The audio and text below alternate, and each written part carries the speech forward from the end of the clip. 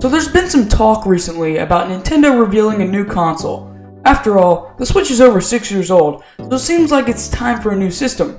While many believe this next system is going to be a Switch 2, a sort of sequel to the Switch, there comes with that a few problems that I'm going to discuss in this video. So let's get right into why Nintendo probably isn't going to make a Switch 2.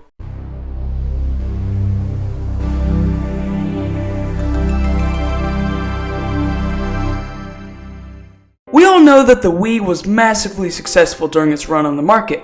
It ended up selling over 100 million units and is now viewed as one of the greatest consoles of all time.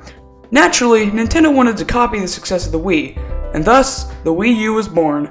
A console that looked very similar to the Wii and even had the name of its predecessor. The Wii U's design also had the same rectangular shape as the Wii, with the same colors. However, this is exactly what caused the Wii U to flop. Although it carried a recognizable name, the Wii U only managed to sell 13.5 million units during its lifetime.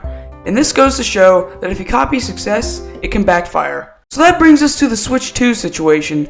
If Nintendo keeps the Switch name, their next system very well may just flop. But I don't think that the name in itself is enough to kill a console. Rather, I think the design is much more important. Just look at Sony and Microsoft. Sony doesn't bother naming their consoles anything other than PlayStation, and the naming scheme for Xboxes is the dumbest thing I've ever seen. You've got the Xbox, then the 360, then the One, then the One X. Like, who approved these names? However, with all these weird names, Sony and Microsoft still managed to sell enormous amounts of consoles. So how do they do it? Well, all of their consoles are distinct and look different from one another. The PS2 looks different than the PlayStation 1, and the Xbox 360 is very distinguishable from the Xbox One. However, the Wii U and the Wii looked nearly identical, largely contributing to the flop of the Wii U. So then, based on this logic, Nintendo should really aim to make the next system as distinguishable as possible from the Switch, so that it doesn't get confused with the current console and end up flopping.